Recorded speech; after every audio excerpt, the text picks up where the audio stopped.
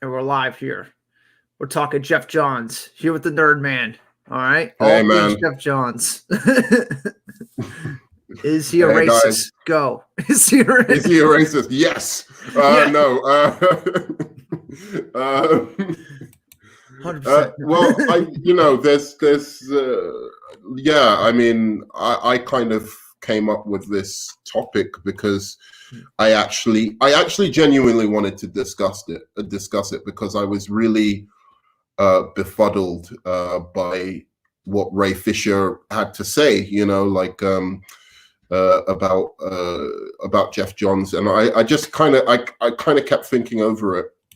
Not that much. I just mean in general. And I was like, am I being too, am I not being kind of thoughtful enough? So I wanted to go over the actual, what was actually said and kind of, discuss it with somebody else and see another person's opinion. I mean, it's an uncomfortable topic to talk about, especially between like a white and black person. So thank you, first of all, for having a discussion. Wait a minute. Wait, what? I'm white? Exactly. Exactly.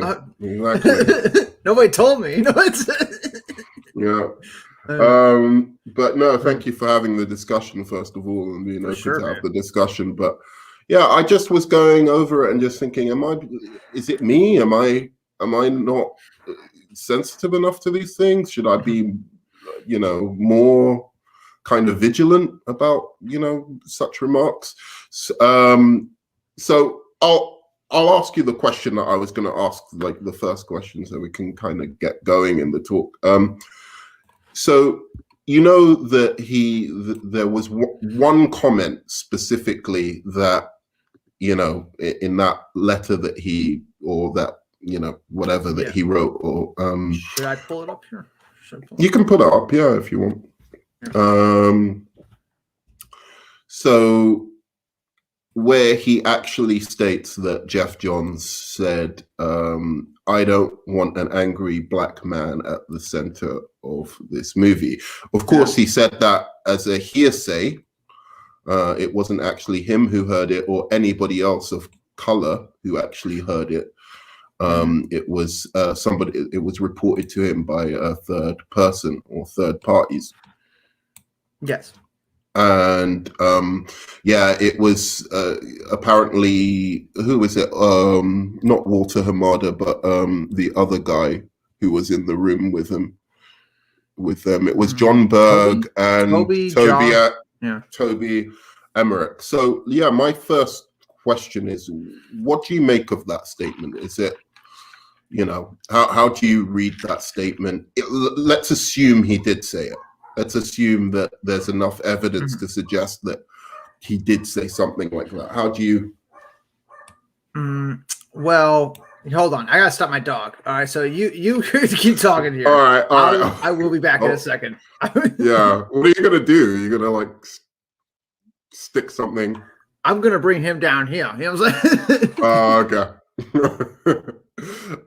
Yeah, no, I was just kind of wondering, like, of that, the complete statement that was made by Ray Fisher, what people make of this statement, because on the face of it, to me, it seems like I'm trying to imagine a scenario in which you would say something like that, and what would be the point of saying something like that? I can see scenarios in which you can explain somebody saying that statement where it's racially insensitive. Sorry about that delay. Sorry, I was talking bullshit anyway. I was trying to like fill in the space. But yeah. Let's get back to what you said. Yeah. So I was just saying that. What do you make of that statement? Do you think there's any appropriate situation in which that statement could be made? Yeah, I think it's appropriate. There's an appropriate situation, right? If Geoff Johns was feeling that Cyborg's character was just an angry black man, for an angry black man's sake, You know, I don't think that's a bad thing to bring up. And it's just like we can't have an angry black man at the center of the movie. What did he say before? What did he say after? I don't know. What is the context? Yeah. Yeah. And it is a stereotype that you want to avoid with black characters, is it not? Like, I know Geoff Johns doesn't have a racist bone in his body. So, like, he's done a lot to, lift the cyborg character standing in the comics. And his first wife was black. So I was like, I don't think it's coming from was she? Oh yeah. His private life is very private. Okay. Yeah, but you can only find his second wife. Like, you can't even find a picture of his second wife either. It's like it's very he keeps it very private. Yeah, but still, it's that I can't see it being anything out of like ignorance or hate. I think he genuinely feels like if you did make Cyborg angry the whole film, right? That he was thinking that might come off a bad way. You know what I'm saying? Like SJWs, they go after any little thing, right? So that's probably what he's thinking. He's probably thinking that people are going to jump all over that if they see that. But what do you think from it? I mean, that was my thought process, and it was just immediately as I read it, that was what I thought. Like, that's got to be there's other ways to explain it. There's the other way, which is more damning, which is that he might have been referring in particular to Ray Fisher and saying, we can't have an angry black man at the center of our movie, i.e. Ray Fisher is coming to him every day, being, annoying and saying, I've got these notes, of my character. And, it's like once every day, like the secretary's like, Geoff, Ray Fisher's back again. He has some notes on the production. I could imagine. Then, if he said something like that in response to that, then you've got a problem, then you've got an issue. And that's why the context is so important. But then what's the appropriate punishment for that? What's the, do you know what I mean? Like, I know, right? It's so ambiguous, saying like, what do you do to somebody that just voiced their opinion? It seems. Well, if he voiced his opinion saying, I don't want an angry black man at the center of my production, and he was talking about Ray Fisher, then you have a kind of issue. But like, I'm just saying, what do you do about that? Is that like so severely racist that it's irredeemable, or is it like a thing where you kind of have to talk to both parties, say that's completely inappropriate, that can't happen again, kind of thing? I don't know where the goalpost is these days. It's so, we're living in such kind of sensitive times about it. Yeah. And this whole time. What are you gonna say? Yeah. No, I think it's your way. The way you described it, that's what I think it is. Or at least I don't think Ray Fisher has actually interrogated or asked Geoff Johns, is that what you meant? I think he's just tried to take it as the most offensive possible way it can be taken. Yeah. But go on, what were you going to... Well, I kind of like lost my train of thought, but as Jose M says, EVS, that's Ethan Van Sciver. I have the book right here because I want to be prepared. Ethan Van Sciver drew this book, Green Lantern Rebirth. He worked intimately with Geoff Johns. So if anybody knows who Geoff Johns' first wife was, it's that guy. And he says that she's black and that Geoff Johns is a racist at all. That kind of leads me to think that this is just Geoff Johns being a little sensitive and thinking about how the audience is going to perceive the Cyborg character if they go down this route of him just being angry the whole movie. And there is like, Cyborg, he should be a little angry. He just lost his whole body. Okay. Yeah, but he should be more like saddened. You know what I'm saying? That he just like, he doesn't have the humanity anymore, And, And yeah. actually, that Quasimodo, right here. That gives some extra weight to what you just said, which is, he wanted him rather than to be angry, to be sad. But I think that, is it just me again reading that whole statement? Is that the only racist thing there? Like the only thing that could even be potentially racist? Yeah, the only thing that could be perceived racist, maybe. You know what I'm saying? Like, maybe. Yeah. Unless you absolutely just want to read it in the most offensive way possible. Yeah. I don't see. I just want to point out the Quasimodo line because Ray says extremely problematic requests such as asking me to play Cyborg like Quasimodo and forcing a scene to reshoot so they could highlight some existence of Cyborg's penis. That seems weird that you throw in the penis scene. I know he's been talking about penises a lot with Geoff Johns. That must have been like a topic every day they were talking about. the way Ray Fisher keeps going on about it, it seems like this is something they were talking about all the time, which I highly doubt. But this just goes to show that this is just an incredibly sensitive individual. Like, if that's the kind of thing that bothers him, I know he's trying to say that within the context it's problematic, but if the only context you give us is that one statement that he made, which you weren't even witness to, and nobody even of color was witness to, then it strikes me as like the rest of it is just like, wow, this is an incredibly sensitive individual. And Cyborg is like Quasimodo in a lot of ways. You know what I'm saying? He is. He's absolutely, like, as a character, I think they're very, very kind of similar. So, Boniface Onyekaba says, still on Geoff, I wish, I know. I wish both parties could reach a compromise and bury the hatchet. How deep the wound goes, I don't know, but they should just mend fences. I agree.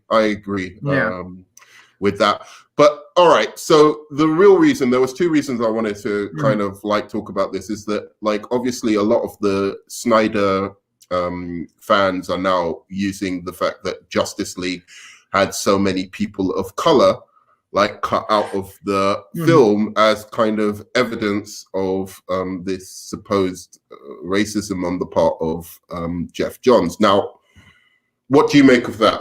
Because it's a load of bull. It's a load of bull. They did not cut out every person of color. If they did that, Cyborg wouldn't be in the movie. You know what I'm saying? Cyborg's dad wouldn't be in the movie. You know what I'm saying? That one Themysciran, Amazonian black chick that says Steppenwolf, you know, they didn't cut her out. You know what I'm saying? There definitely wasn't a racial thing with it. It's just they cut the movie down to 2 hours when it was like over 4 hours long. Like, and if you watch that Justice League cut, they mostly focus around the league, the members, and that's it. There's all the other side characters are cut out, like most of them. So I don't know, like, what the racism is coming from. Yeah, I don't know how. Do you think it is actually a cynical attempt by Ray Fisher to actually make it look like that, and he's fully well knows that that's bullshit? Because I can't understand how they're still running with this. I mean, like, a lot of channels and a lot of people are still running with this, that somehow they cut out the people of color, and this was like a purposeful thing on Geoff Johns' part. And obviously, we're both big fans of Geoff Johns. One of the reasons I wanted to get you on here.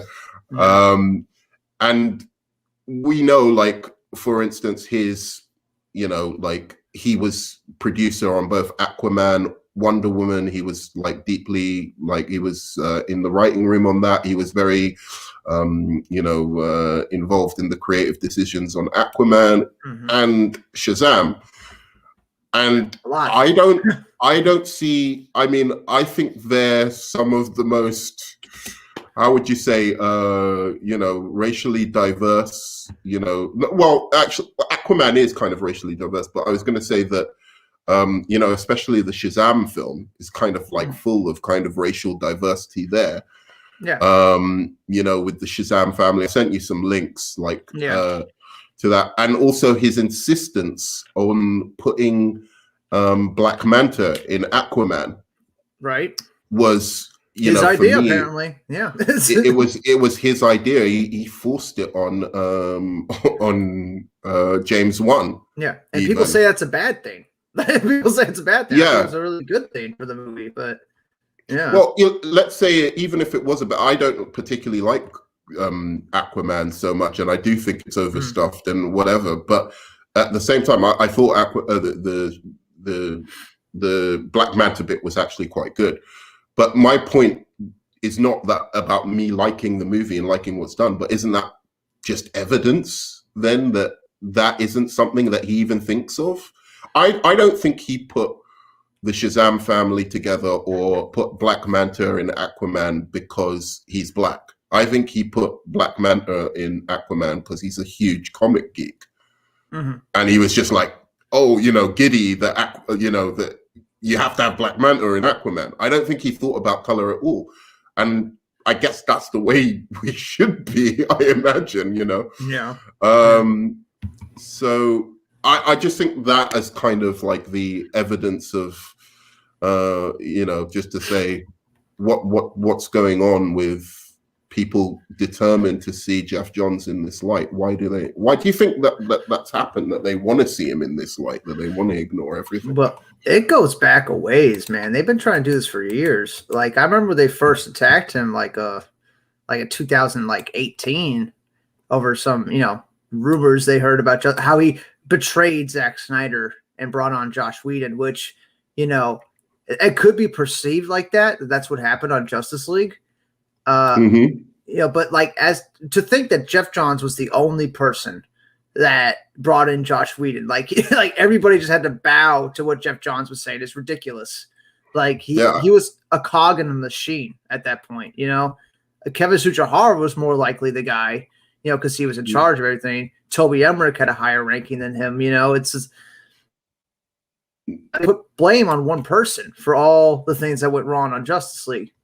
And that's not fair, Yeah, no, it was absolutely a team effort to make that spectacular failure. Right. And it boggles my mind. And you're right. Like it goes back to this.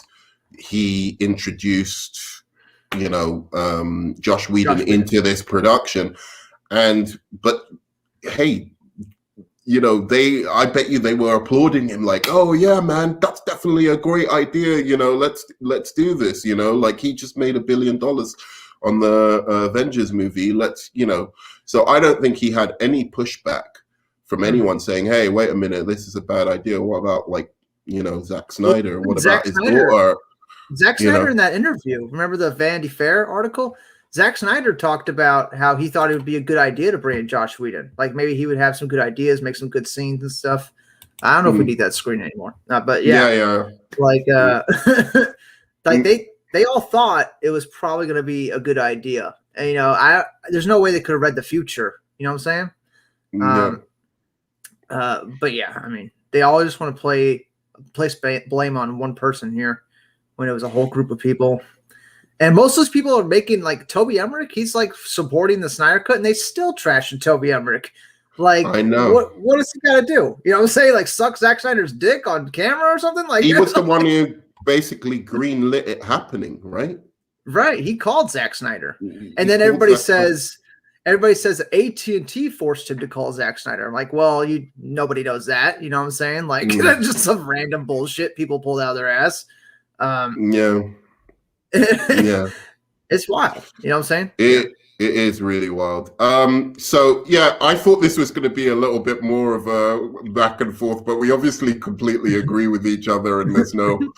It's good, but yeah, it's just a weird thing, and the funny thing is, like for me, like let's be honest, like everyone's a little bit racist, right? Do you not think like everyone is like? To some extent, a little bit racist. You try and fight against it. You try and fight against we're all a little bit sexist, let's be honest. But we try and fight against our prejudices, like our internal kind of things. So I think like this lynch mob that you have to be holier than thou and all pure, it really bothers me. So unless you've got anything else to say on that, I was just going to talk about like your favorite Geoff Johns comics and runs. I think that one's pretty easy. I think that one's pretty easy. It's got to be his Green Lantern run, probably. What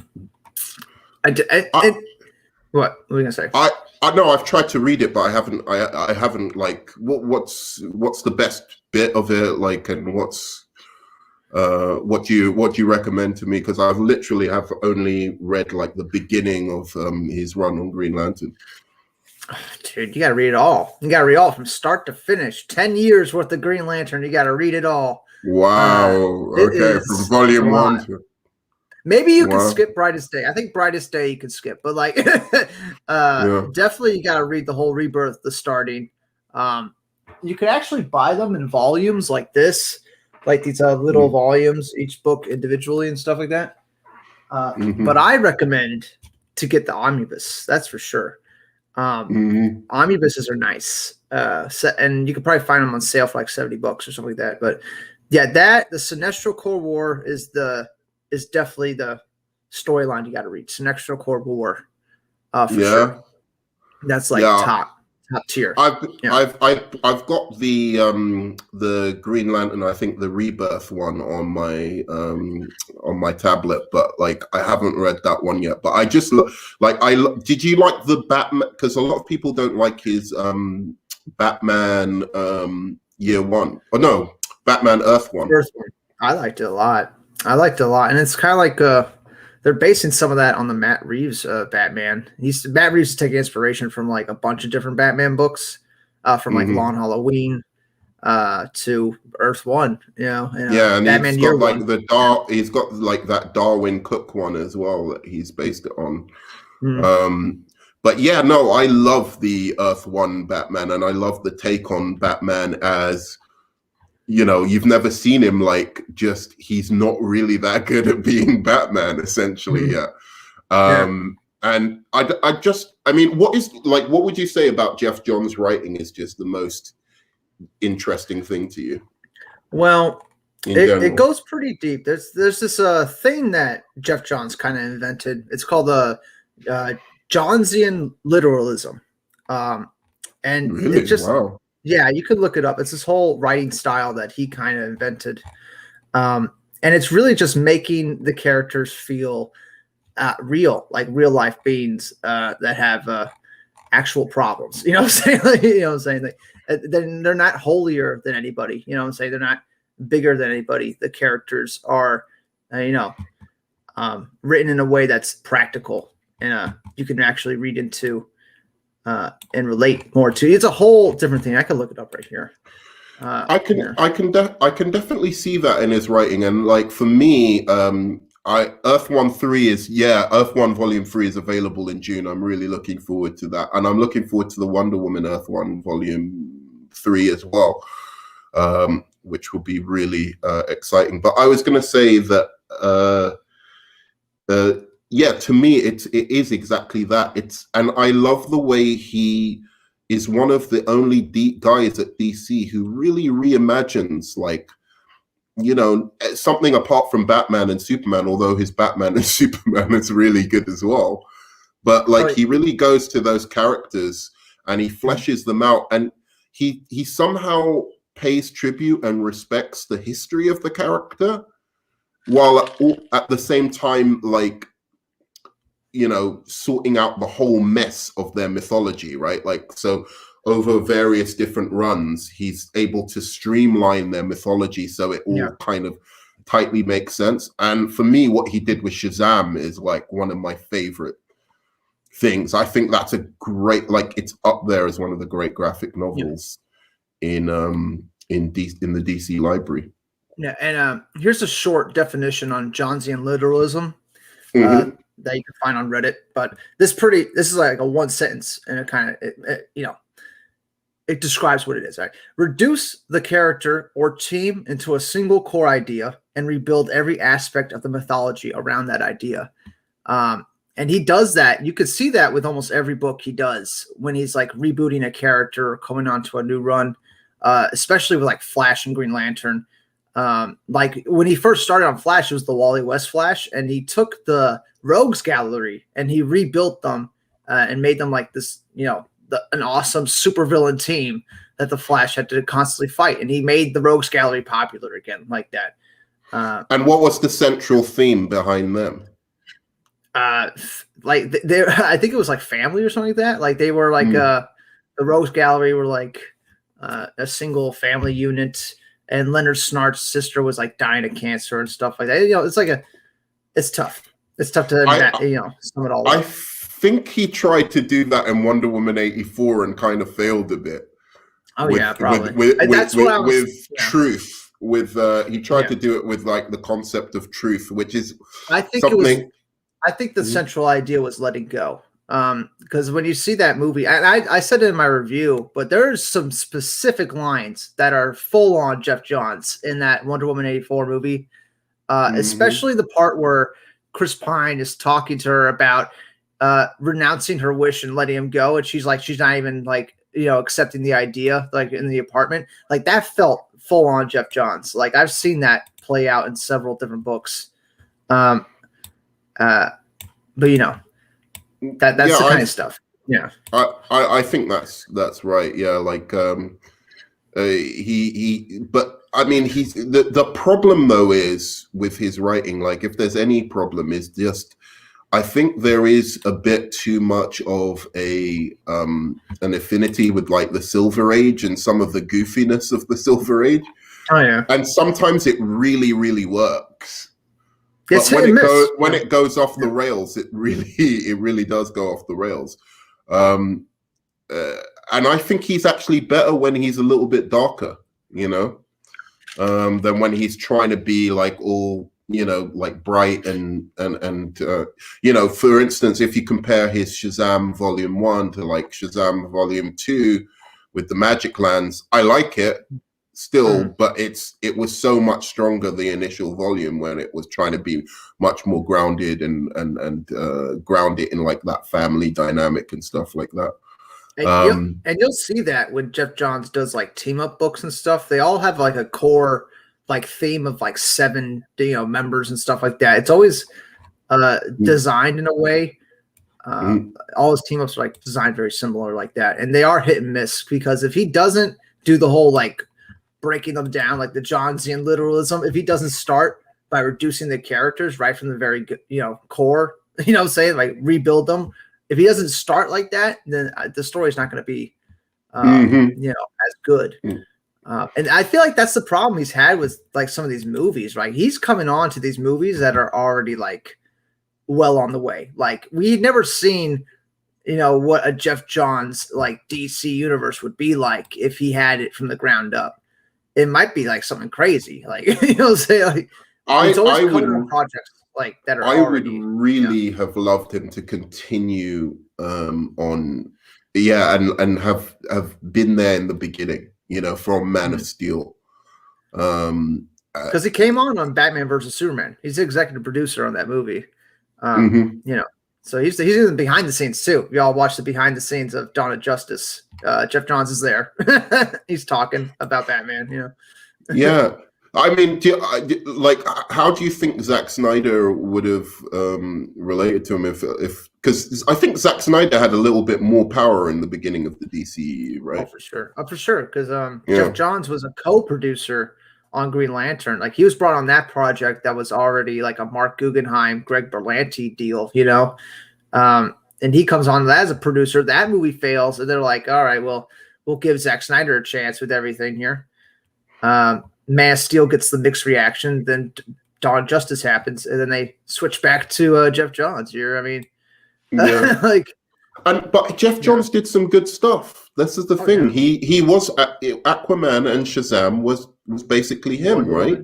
Yeah, I mean, yeah. And Wonder Woman was he's deeply like he should have got a writing credit on Wonder Woman, but I think he was like being humble and just was like, okay, I'll just I'll let Patty and Alan Heinberg take the limelight essentially.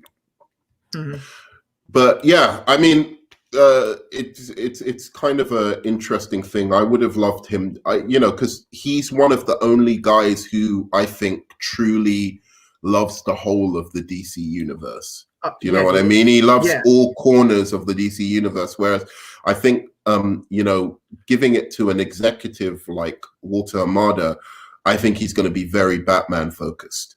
Batman's what makes them money. Batman's what they know. Batman's what they know has succeeded. And that's why, to me, they shouldn't have really, Patty Jenkins really shouldn't have taken the kind of risks she did with Wonder Woman 84, because you really needed something apart from Batman to fully succeed in the DC universe for people to be like really confident.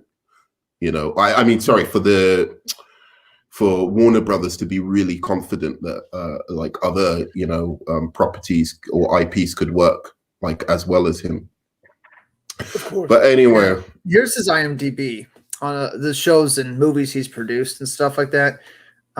It doesn't start out quite great, Green Lantern and stuff, but then like as you said, Wonder Woman, Shazam, Aquaman, Batman vs Superman, Titans, Birds of Prey, which people love Birds of Prey for some reason. I don't get it. I don't get that. But Doom Patrol, successful show. Titans, successful show. Stargirl, successful. Batwoman still going. I don't know how that's possible. Superman Lois, another potential hit here. So it's not like he's just all miss. You know what I'm saying? Yeah. It's not like he makes horrible content. You know what I'm saying?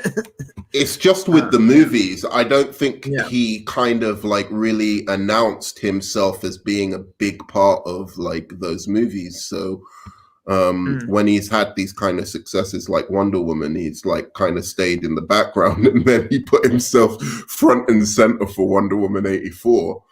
So everyone associates him with that as opposed to 84. Yeah. But Patty Jenkins is the credited, like, you look at the writer list, she's the #1 writer. And then behind her is Geoff Johns. Like, how they credit it, it's not just a Geoff Johns script. And that's the thing. Like, I feel like, why can't we get a Geoff Johns script just by himself here? Like, the same thing with Grant Morrison. Did you see Grant Morrison's show, what was it, Brave New World on Peacock? He was a lead showrunner on that. It's a great show. Highly recommend it. Grant Morrison. You know what I'm saying? Brave New World. Okay. What's it about? Off the book. It's off the same the book about the future, and people are taking pills for their happiness and stuff like that. Wow. Okay, I'm gonna watch that. I'll definitely watch that. It's a good one. It has 1 season. I don't think it's gonna go anywhere. I don't think it's gonna get another one. So, what we're saying. Yeah. Anyway, I was going to read some of these, and then, like that's all I basically wanted to talk about. Like, I guess in the end, we kind of just agree on like most of the stuff. It's just, I mean, Geoff Johns is not a racist. Out of a molehill. Yeah, I'm never going to get behind that idea that Geoff Johns is a racist. You know what I'm saying?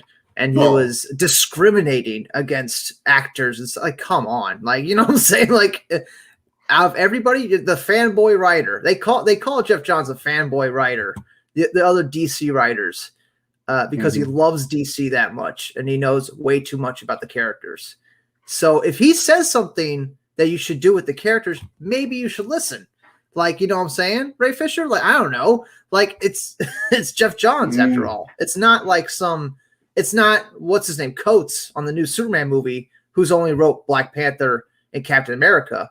You know what I'm saying? This guy's written everything, and he's written classics. You're right. I think it's like 6,000 books Johns has written. He's not just a scrub. You know what I'm saying? Like, he knows. And as you pointed out on one of your shows, like even Ben Affleck, no one's come out against him. Like Ben Affleck liked him, respected him, wrote like the Batman with him. Patty Jenkins worked with him.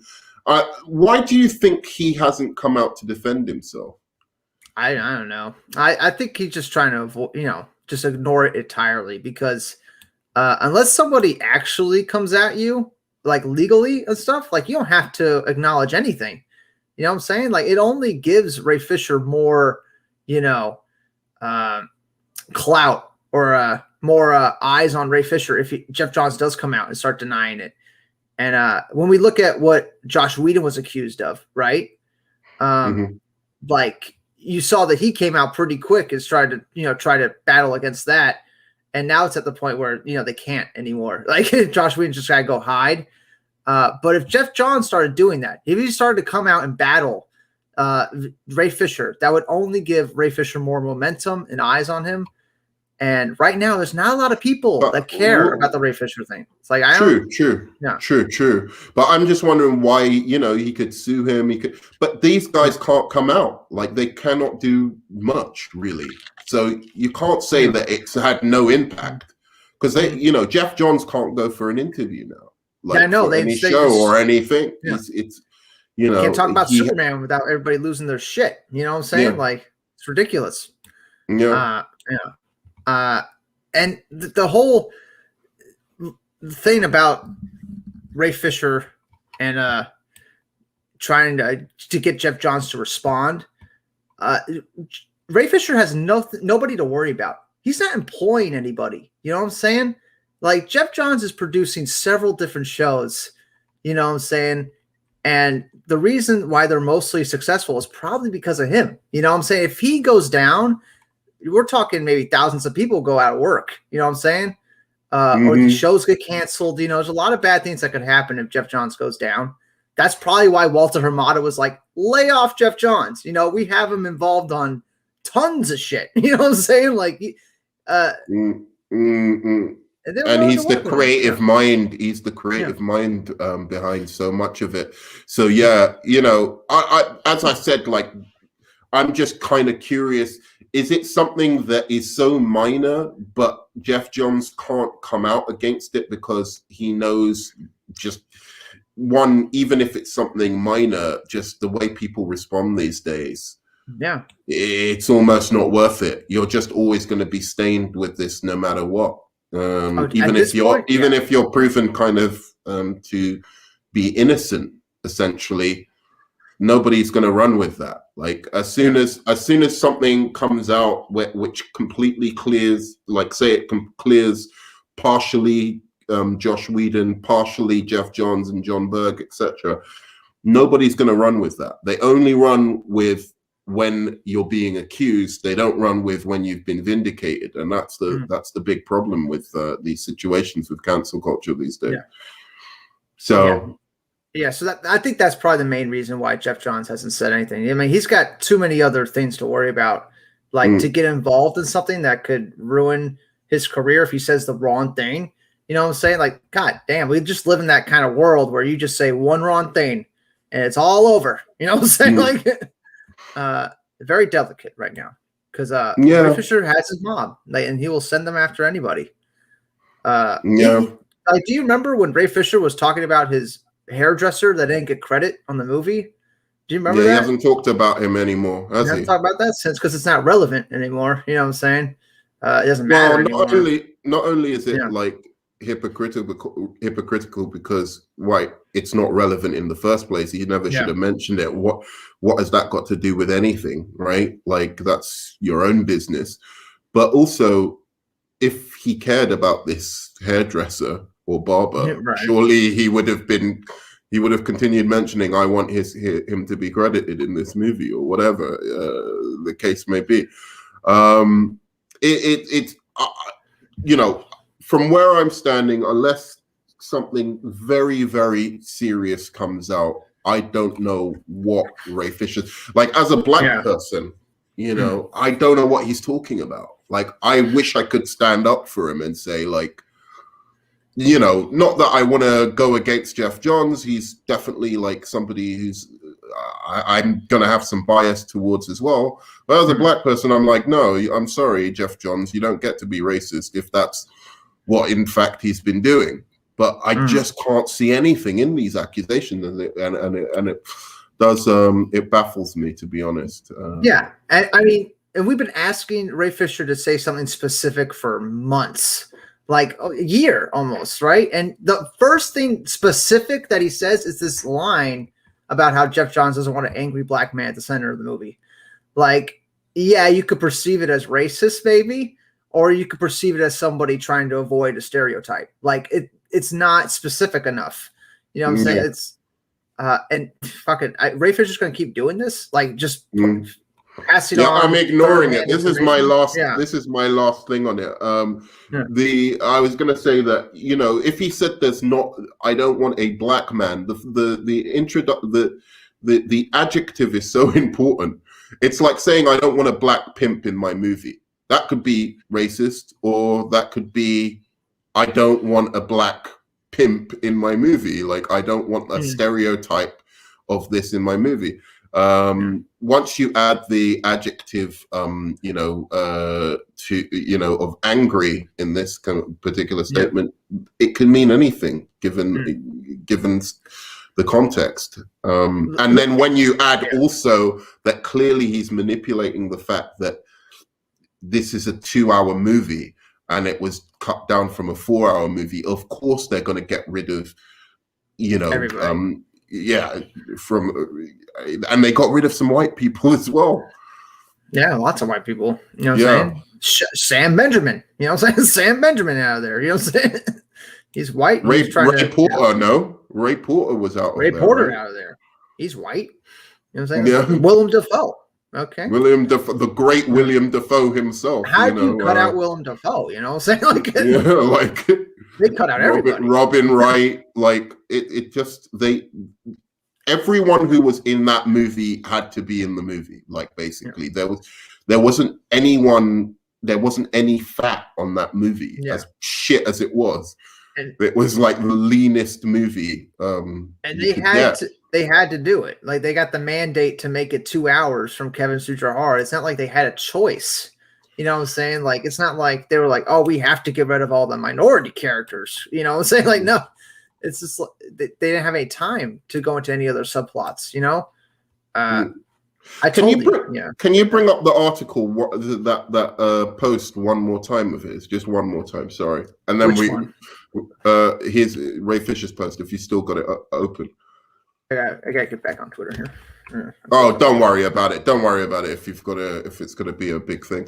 But there's something he says at the end of it where he says that that they're going to try and blame Josh Whedon and Kevin Sujihara in future for the taking out of the people of color and all of this kind of stuff. And I'm just like, I want to know what he means by that, because from what you've told us, it is clearly that even Zack Snyder says that Kevin Sujihara was to blame. Zack Snyder himself says it. You know, yeah, he said it in the Vanity Fair article. I don't know why people keep missing that little detail that, you know, even in fact, Zack Snyder said he was going to cut the scene with Kirstie Clements as well. Yeah, Zack Snyder was saying that he was going to find a way to get to 2 hours if he stayed on the movie. If that horrible thing didn't happen with his daughter, I still think he would have stayed on the movie. Like, and we would have had like the 2 hour Justice League cut, but then you would have had like a 3 hour director's cut, like on Blu-ray or something like that. At least that's what I think would have happened. Here's that page. Would you have blown up? Yeah, no, I was just going to say it's right at the end there where he says you'll find that they're going to try and blame Kevin Sujihara. Can you see it there? I can't. It's so small on my screen. Yeah, it's what part's of that? The truth will reveal itself as it does. There will likely be attempts to shift blame completely onto Kevin Sujihara and Josh Whedon, but make no mistake, Geoff Johns worked intimately with Josh to overhaul the entire Justice League script. And while Joff was not credited as a co-writer of the film, he is certainly an enforcer of the race-based discrimination that occurred. Like, the way he's framing that, dude. Like, what on earth? With Toby and John. Yeah, what does he mean by that? John Berg? Enforcing, no. I'm saying enforcing the race-based discrimination that occurred during his conversations. It just doesn't even make sense, that sentence. Yeah. And can you imagine the conversations if they were actually being like racist and discriminatory? You know what I'm saying? Like, Like I can't imagine it. Like I don't think just from that sentence alone, you just read it and you just think, well, that's wild, dude. Like you're completely ignoring facts, and they're still going with it. Like I don't understand how. I even thought personally that some people would like look at this and just wake up and go, "Oh, actually, we were." I mean, again, one of the things I worried about is like my own confirmation bias. Like when you have something in your head, you continually try and look for reasons to assert that you're correct about like a particular thing when you've. So maybe that I've got some kind of confirmation bias, but I'm just looking at this and there's nothing there. So anyway, that's me. I'm done talking about Ray Fisher now, unless he actually comes up with like specific credible allegations. From now on, I'm just ignoring them. I think it's better for my health. I needed that therapy to for somebody to say, actually looking at this as well, it doesn't, there's nothing there. It really isn't. And I love how people like Poindexter Lounge will look at this and be like, doesn't this prove everything? Like, what are you people talking about? You know what I'm saying? Like one sentence. I didn't want to mention him, but like like what is he going on about? Like what is he talking about? Like he says the things in these ways. Like I guess, do you know what I think it is? I think Poindexter knows now, but he knows also that he needs to get Ray Fisher on his show. Oh, he's way too deep in. He already had Ray Fisher on his show. You want to talk about confirmation bias? You know what I'm saying? Like you want to talk about someone trying to shift something in a certain way. No, but I'm just saying he can't go against the narrative now because he loses Zack Snyder on his show, he loses Ray Fisher on his show, he loses all of that kind of. Has Zack Snyder actually been on his show? Has he been on a thing with Zack Snyder yet? I don't think so. I think it was just Ray Fisher. Dude, if I knew at the time that I could get Zack Snyder on my show, I would have gone the Ray Fisher. I would have gone with Ray. I would have stood with Ray Fisher as well. I would have been like, let's get Zack Snyder on the show. I'll stand with. No, I'm only joking. I wouldn't have. I've got way too much integrity, I think. I don't know, man. When they come at you offering you Zack Snyder and your chance to talk to him one-on-one on your YouTube channel, I mean, you'll say and do anything, man. You'll say it. I didn't. I got a lot of shit for it. Yeah, and you basically started like a lot of this as well. Like you were like really one of the first guys on here. I remember because the whole time I remember specifically because the whole time I was I only even watched one of my videos once, but like I was defending BVS like with you.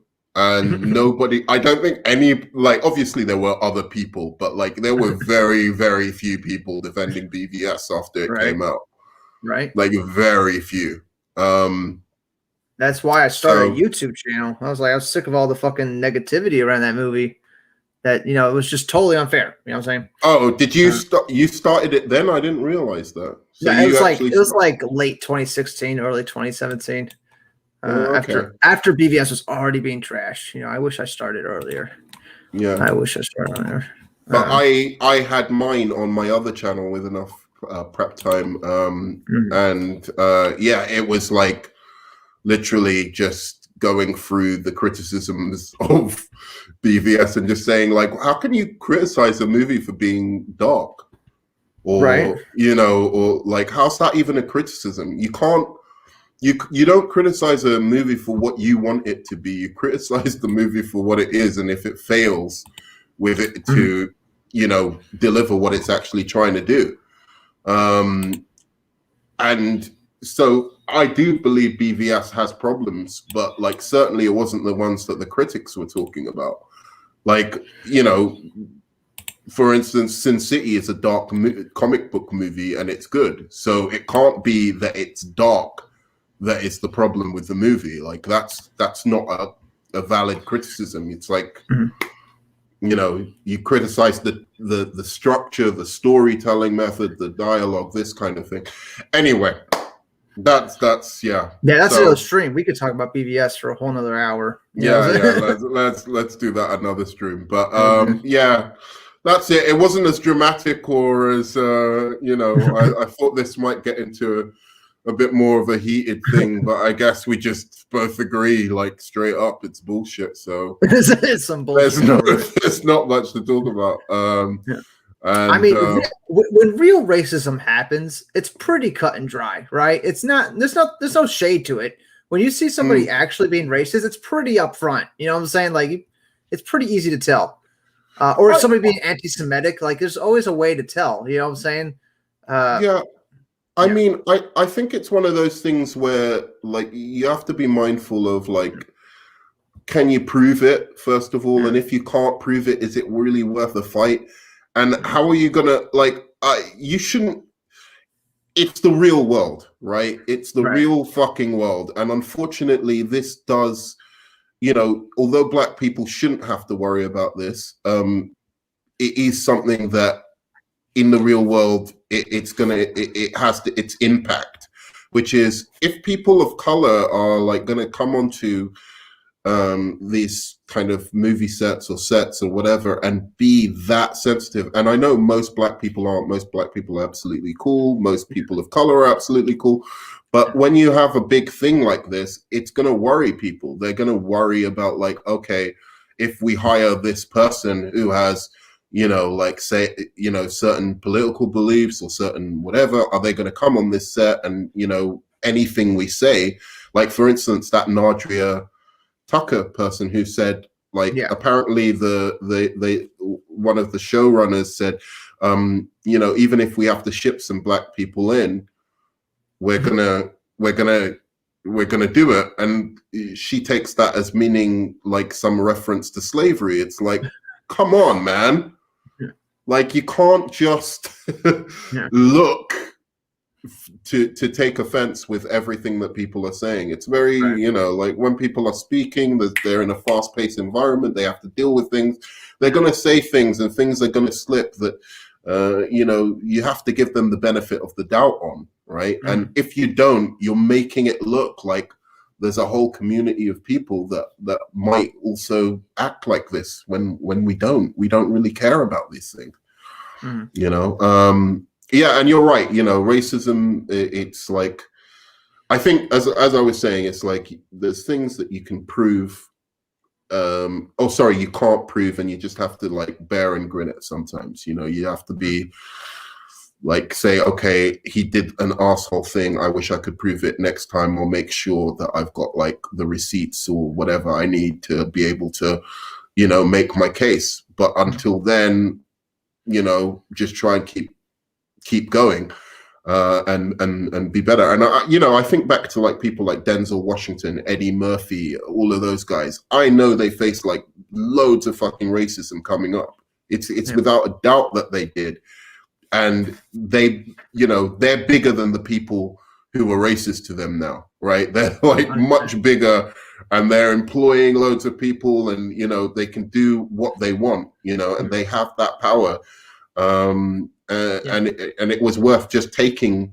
No, I'm saying you shouldn't have to take racism, but you know what I mean? Like being able to, like with anything in life, have a bit of a thick skin and get through things, you know, and then you'll be the one laughing at the end, I think. So and you know, as for Ray Fisher, I don't know if from what he said, it's hard to really kind of tell the extent of what happened, you know. Right. And it's all second and third hand information too. Like the most he's been able to talk about is how Geoff Johns talked about penises, like Cyborg's penis. That's about that's the main interaction he had with Geoff Johns, it seems. Like, you know, saying that which really you know which is funny because I think to it now, and I'm thinking it probably was quite a friendly conversation. Right. I bet Ray Fisher wasn't offended when it was happening. Yeah. I bet you they were laughing about it, and you know, like talking like it's so stupid. We're talking about like, you know what I mean, when you're talking about like someone's like a character's dick like that, you're probably making jokes, having drinks, and then he's using it against him. I don't know. I mean, like, I can imagine that that's how that conversation would go. I could never have a serious conversation about like a dick for you know, like that long, like Cyborg's dick for that long, and not like start cracking up laughing and having a joke about it. Do you want me? I want to show you this one clip of this interview Geoff Johns had during the BVS premiere. I don't know if I don't know if you've seen this. I don't know if you saw this in one of the videos. This is great what he says about Batman right here. Full screen that. Oh wait, no, hold on, stop screen. I gotta share the audio. That would help. Can you share audio on this? Yeah, it's a little box, little check box you gotta click when you're going to select your thing. But here we go. Yeah, I'll have to look that up. Well, the Batman is the closest, I think, to the comic book Batman that's ever appeared on the screen anywhere. It's great. It's great. So do you think that... Did you hear what he said there? Did you hear what he said there? Did you hear what he said? About Batman versus Superman? Batman is the closest, I think. The closest, I comic book think. Batman that's ever appeared on the screen anywhere. Are those like fighting words, Lantern? Like... Geoff Johns just said Batman was the closest on-screen Batman there's ever been in Batman versus Superman. Does he mean visually? No, he's meaning character-wise entirely. He had no problem with the killing. Everybody wants to bitch about that killing, but Geoff Johns. Okay, well, had no that is definitely something that we will start our video with on BVS, because that would be a big, thing to start a debate. Essentially, I don't know. I agree with that. But he is a racist. Geoff Johns is a racist. He is a racist. No, but again, I do like BVS, so it really doesn't matter if it was the comic accurate Batman or that doesn't matter to me. It's about the screenplay and the story and and stuff like that. I think there's a lot more to that film that you can kind of forgive when something's like really good or really passionately done. You can kind of give props to it independently of it not being exactly what you wanted it to be. You know what I mean? Yeah. So I don't know. He thinks that. I'm not sure he'd say that now, but like I don't know. That's something we should talk about on the BBS. He needs to apologize for that. Is what he's got to really apologize for that. That was. If he said that about Superman, I would have actually just turned against him. Like, I'd be like, all right, like I'm taking down all my Geoff Johns support videos. Well, let's get some accountability here with these YouTube channels spreading these lies about Johns. Okay, let's get some accountability there. I always find it funny how everybody says we just want accountability. Say they almost sound like Germans in like 1938. Like, we just want some accountability for those bankers, those Jewish bankers. We just want some accountability out of them. Right. Like, it sounds very similar. I don't know what, like, with Poindexter Lounge, honestly, like, yeah. I either think that he's doing it, as I said, because he needs, he's got that contact now, and then that makes sense. That makes sense for him, his YouTube channel and all of that. And so therefore I don't begrudge him that he's like trying to look at these facts to skew it in a way that, will favor his channel. But I don't see where, like, he went about the Quasimodo thing, and I asked him about it, and I was just like, so how's that racist, dude? And he was like, oh, it's the whole context of the thing, and everything that happened, and the people of color being taken off the film. I mentioned that, hey, have you seen that he was a producer on Shazam? He wrote the book. Aquaman. He made he made it forced so that Black Manta forced Black Manta into the film. Literal forced representation. Yeah. You want to talk about like forced representation? He literally forced representation in it. So yeah, it's and yeah, you're right. The Snyder people go against him for doing that. Mm-hmm. Like Wild. that's what. I don't know. Like for me, I'm okay to like wrap it up. But I don't know if you want to read some of these comments before.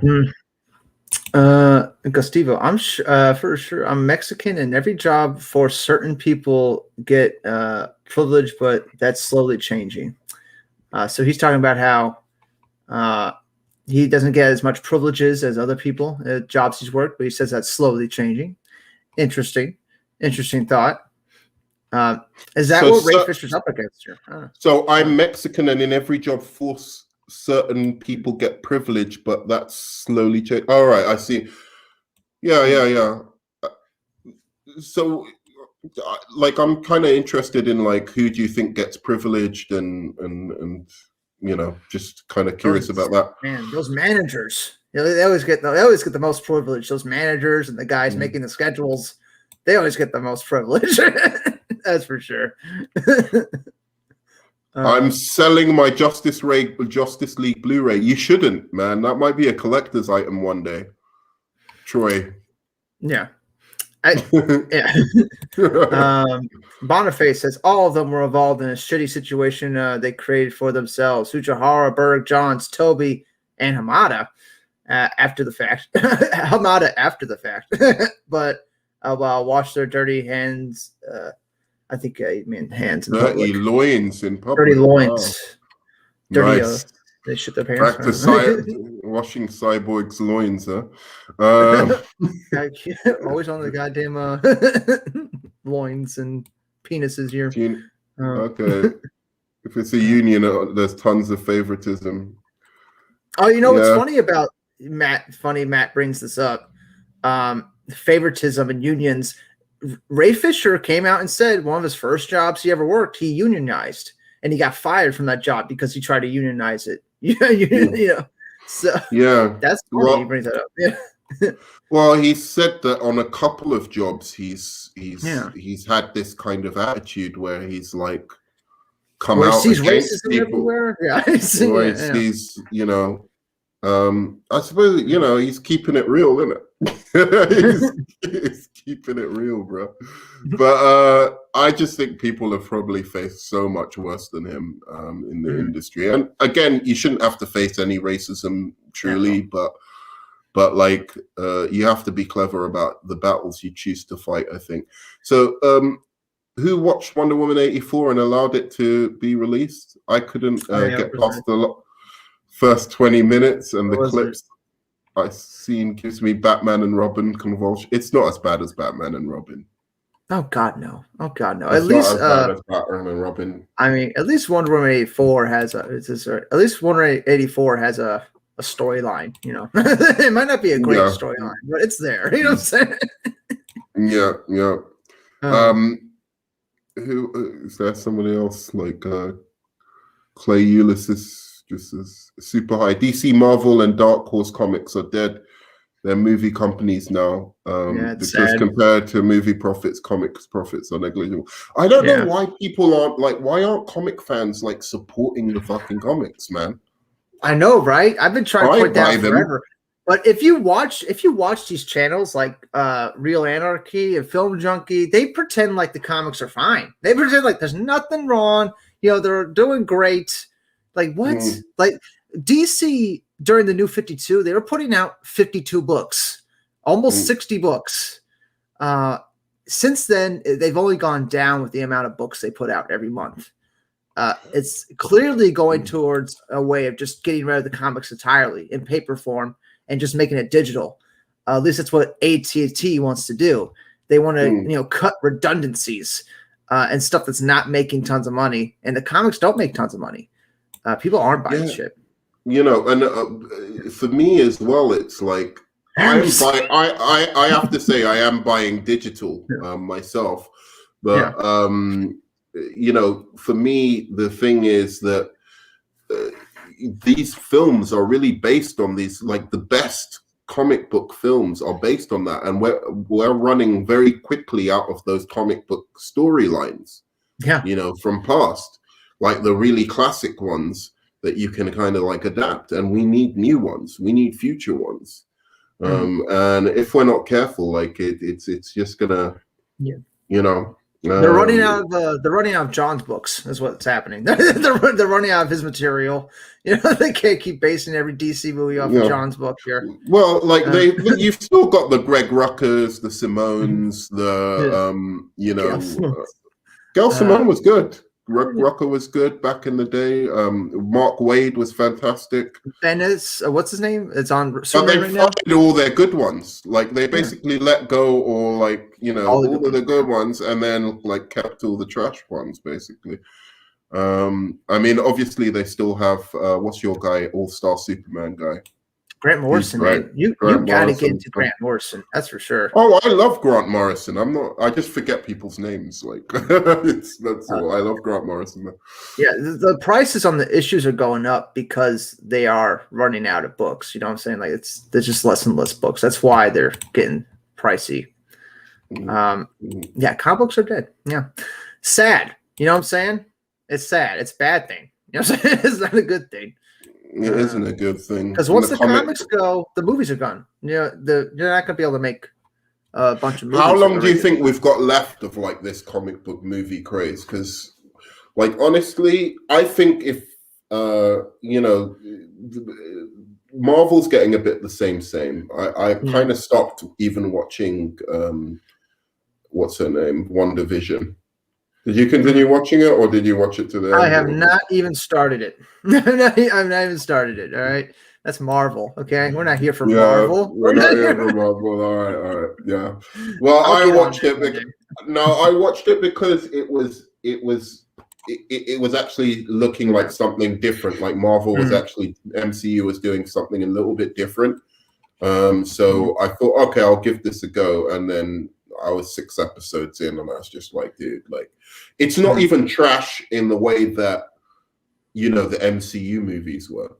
It's worse. It's kind of like a little bit worse than that. It's like like the first episode I dug, I was like, actually, okay, this is really, really different. But then they just kept doing the same thing. It was like this unfunny sitcom that you have to sit through week after week, like wondering what's going on. But they earned that. You know, the audience, 10 years of making these Marvel movies, they get that advantage to just waste your time, as much as possible. Before they get to the point. Yeah. But dude, what the MCU did before, it was both genius and criminal what they did leading up to Endgame. Because like no, really, none of the stories had any. Like, if you think of it like a beginning, a middle, of an end of a story, there was not, like, it didn't move anything on because, like, the directors were, like, handcuffed, where the story couldn't have that much impact. Like, nobody could die, nobody could, do you know what I mean? Like, nothing could really happen in the story apart from the hero has a problem and then he somehow overcomes it, like, basically, but nothing permanent or anything could happen in these movies. So it was just like everyone you're watching was like, oh, the next film, then you're going to get something big's going to happen. And they kept running that for like the whole time until Endgame, or Infinity War, when something actually finally happened in this universe. And that's another good reason why Zack Snyder's like story arc was going to end after Justice League 3 or whatever. Like it was going to be a conclusion of some kind. We still might not be getting any kind of conclusions when it comes to the Snyder Cut or a sequel. We might never see the end of it, but like there was going to be an end. There was going to be this universe. It was going to have a point. Finally, just when do you think like this comic book movie boom is going to end? Because I think if the Snyder Cut is good, hopefully that can revitalize and give some energy back into the genre. But honestly, I think a couple of these DC movies aren't going to be as good as people think. I don't think the Suicide Squad is going to be as good as people think it's going to be. Oh no, it's just going to be a stupid popcorn film. I mean, I think people need to recognize that right now. You know what I'm saying? Like, it's just going to be a stupid popcorn flick. with silly jokes and not taking itself seriously. Yeah. I think it's going to be really. And then I also think Flashpoint's going to be an absolute disaster. Yeah, like there's so many things wrong with that movie. They've gone through so many script changes and so many directors. It's like not even.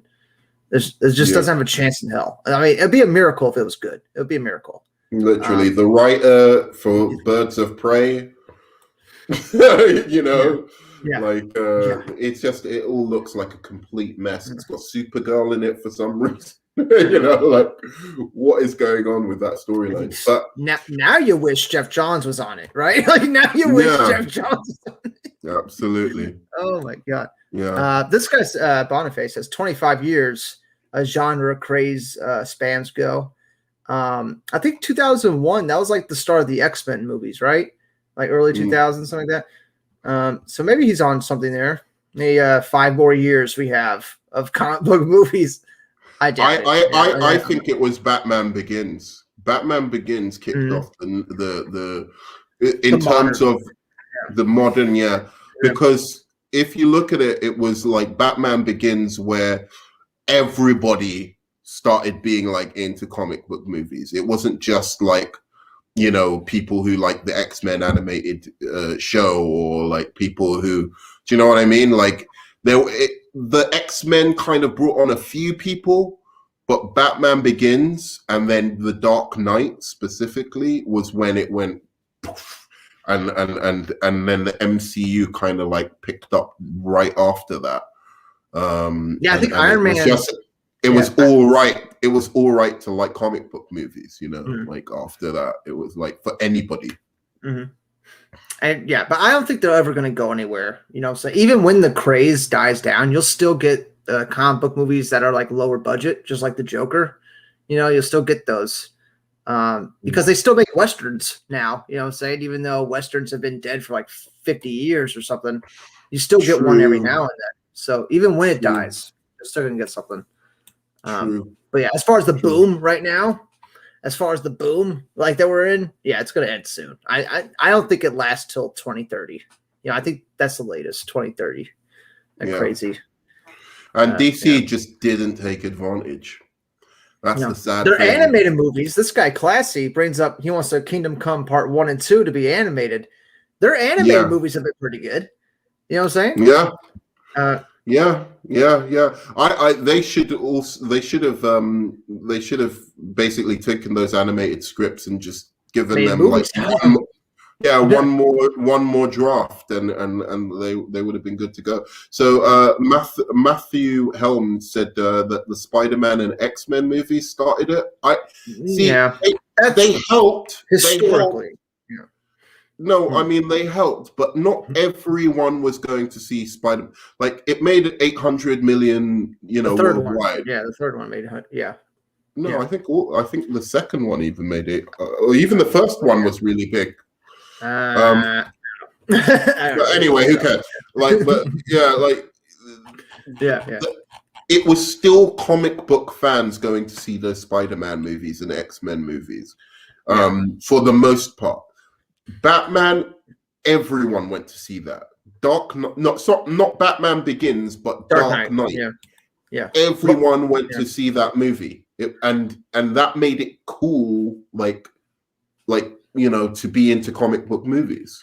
And since then, I don't know, it's risen to that height again. You know, like as much as I love some of the DC movies, I'm like, they haven't kind of got to that level of, you know, like being part of the cultural zeitgeist, apart from maybe Joker. But Matt's even that. Matt's on it, all right? He's on it right now. First one, 700 mil range. Right. That sounds about right, yeah. That's, I thought it was always funny because the third Spider-Man movie made the most out of the whole trilogy, but they decided not to make a fourth Spider-Man. I thought that was always weird. Just because the third one made the most. Yeah. No they made the most out of all of them. I swear to God. Same how Batman Forever made more than Batman Returns. Fucking did it? Yeah.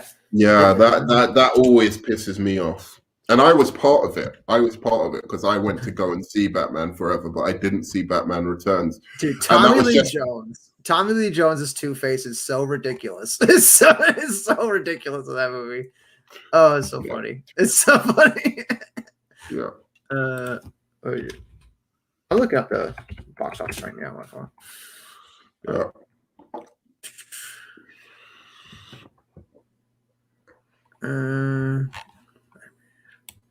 JL Mortal Elements kind of found its way into Wonder Woman 84. What?